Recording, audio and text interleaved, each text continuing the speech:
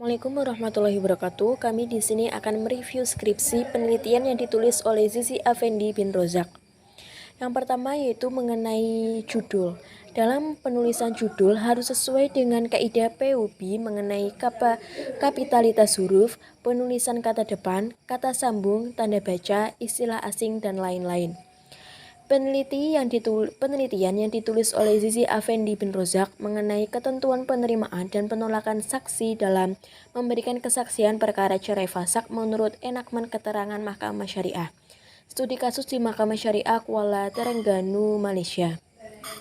Di sini ada beberapa kesalahan dalam penulisan judul, yaitu dalam kalimat dan itu harus menggunakan huruf kecil, serta penulisan kata dalam itu juga harus menggunakan kata huruf kecil, serta dalam judul tidak adanya tanda baca berupa titik.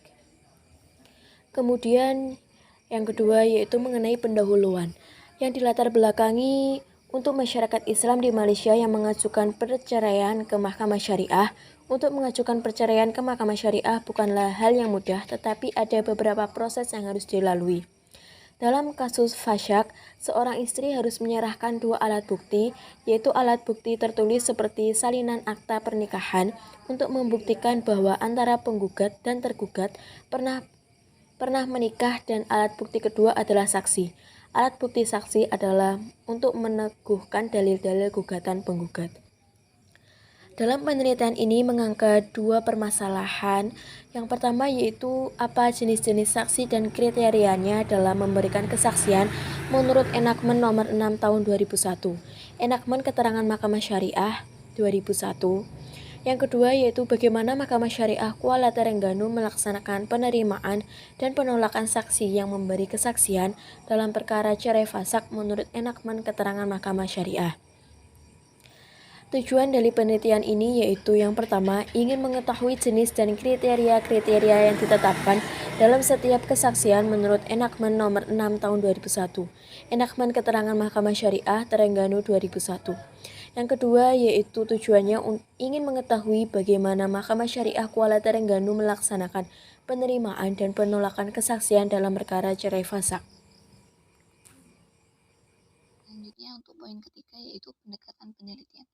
Pendekatan penelitian yang digunakan di skripsi ini yaitu menggunakan penelitian hukum empiris, yang merupakan salah satu penelitian hukum yang menganalisis dan mengkaji bekerjanya hukum di dalam masyarakat.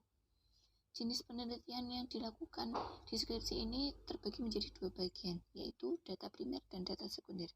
Pada data primer, skripsi ini diperoleh dengan cara melakukan wawancara untuk mendapatkan informasi dan keterangan dalam penelitian yang diperoleh secara langsungnya itu dari pegawai penyelidik Mahkamah Syariah Kuala Terengganu. Selanjutnya yaitu data sekunder. Data sekunder ini diperoleh dengan cara melakukan serangkaian kegiatan membaca, mengutip, mencatat buku-buku, menelaah perundang-undangan atau enakmen yang digunakan yang berkaitan dengan masalah penelitian. Poin yang keempat, lokasi penelitian. Penulis di sini memilih lokasi Mahkamah Syariah Kuala Terengganu sebagai tempat penelitian karena di situ terdapat banyak kasus-kasus fasak yang terjadi di Provinsi Terengganu. Kajian dari penulis ini lebih fokus kepada kesaksian dalam kasus fasak karena kesaksian merupakan aspek yang penting dalam mengadili pihak-pihak yang terlibat dalam kasus itu. Di dalam penelitian ini, penulis lebih menekankan buku Enakmen Keterangan Mahkamah Syariah, buku ilmiah, serta file-file kasus yang terdapat di Mahkamah Syariah Kuala Terengganu itu sendiri. Selain itu, penulis menggunakan teknik wawancara dalam metode pengumpulan data. Wawancara dilakukan bersama Tuan Anaf bin Ahmad, yaitu pegawai penyelidik di Mahkamah Syariah Kuala Terengganu, Malaysia. Kelima, sumber data. Menjelaskan tentang jenis data, sumber data, teknik penjaringan data, data yang dikumpulkan, bagaimana karakteristiknya, siapa informan, bagaimana ciri-cirinya, dan bagaimana data dijaring, sehingga kredibilitasnya dapat dijamin. Sumber data di sini adalah sumber data, yaitu tempat atau orang yang dapat memberikan informasi, yang disebut data primer atau sumber pertama. Dalam skripsi ini diperoleh dari penelitian lapangan berbentuk wawancara dengan pegawai mahkamah bersama Tuan Ahnaf bin Ahmad, yaitu merupakan pegawai penyelidik Mahkamah Syariah Kuala Terengganu, Malaysia.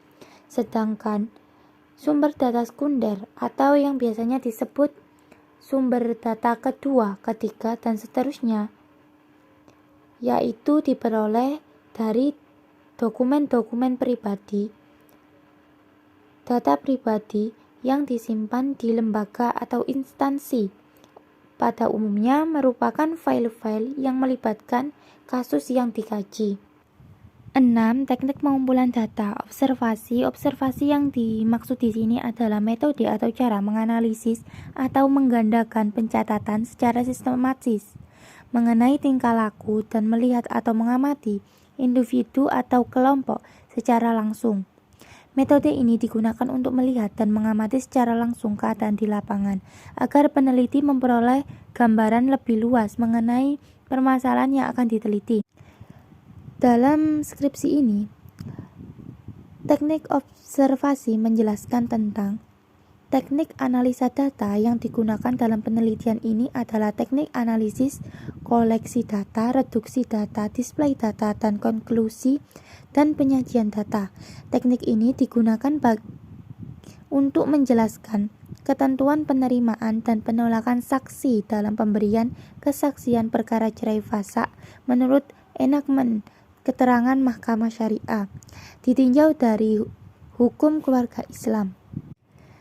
Sedangkan kegiatan pemusatan penelitian terhadap suatu objek dalam menggunakan seluruh alat indera, meliputi penglihatan, pendengaran, penciuman, dan lainnya. Dalam konteks ini, observasi bukan untuk menguji kebenaran, akan tetapi untuk mengetahui kebenaran yang berhubungan dengan aspek kategori sebagai aspek studi yang dikembangkan oleh peneliti. Di sini, teknik pengumpulan data A. Koleksi data. Pada tahap ini, penulis mengumpulkan data-data secara umum tentang penetapan hukum, tentang ketentuan penerimaan dan penolakan saksi dalam pemberian kesaksian perkara perceraian fasak di Mahkamah Syariah Kuala Terengganu menurut enakmen keterangan Mahkamah Syariah dan ditinjau dari hukum Islam. B. Reduksi data. Reduksi data yaitu merangkum, memilih hal-hal yang pokok, memfokuskan pada hal-hal yang penting, dicari tema dan polanya. Dengan demikian, data yang telah direduksi akan memberikan gambaran yang lebih jelas dan mempermudah peneliti untuk melakukan pengumpulan data selanjutnya dan mencari bila diperlukan.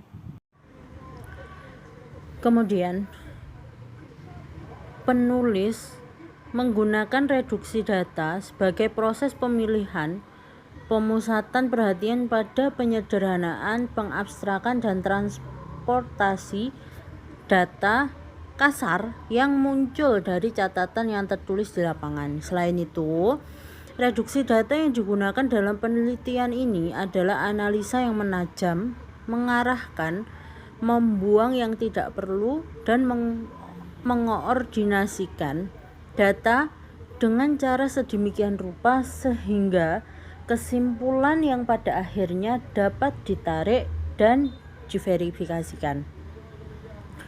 Kemudian penyajian data atau data display. Penyajian data yaitu data display setelah data terkumpul dengan sesuai permasalahan yang diteliti dan kemudian dipelajari serta difahami, maka penulis menggunakan penelitian kuantitatif dalam menganalisa data yang terkumpul bagi membuat kesimpulan umum berdasarkan data-data yang bersifat khusus. Data display ini juga digunakan untuk menjelaskan tentang bagaimana ketentuan penerimaan dan penolakan saksi dalam memberikan kesaksian perkara cerai fasakh di Mahkamah Syariah Kuala Terengganu dan bersangkutan dengan penelitian ini. Kemudian daftar pustaka. Dalam daftar pustaka ini ada beberapa literatur yang digunakan oleh penulis. Di antaranya literatur Al-Quran dan terjemahnya, kemudian peraturan undang-undang Enactment nomor 6 tahun 2001, kemudian Enactment keterangan Mahkamah Syariah Kuala Terengganu tahun 2001, juga latar belakang Jabatan Kehakiman Syariah Negeri Terengganu. Pada daftar pustaka ini ada salah satu referensi yang tidak sesuai dengan pedoman standar penelitian, yaitu pada peraturan perundang-undangan Enactment nomor 6 tahun 2001, Enactment keterangan Mahkamah Syariah Kuala Terengganu 2001. Pada buku pedoman penelitian, minimal referensi yang digunakan adalah referensi pada 10 tahun terakhir.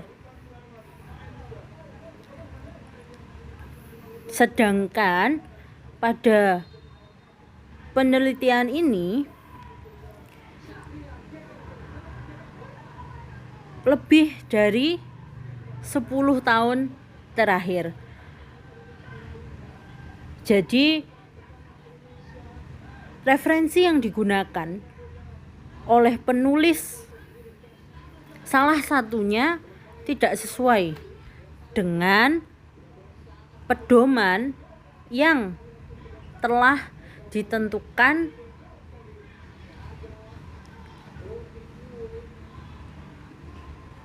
yang juga otomatis tidak bisa diterima dalam sebuah penelitian.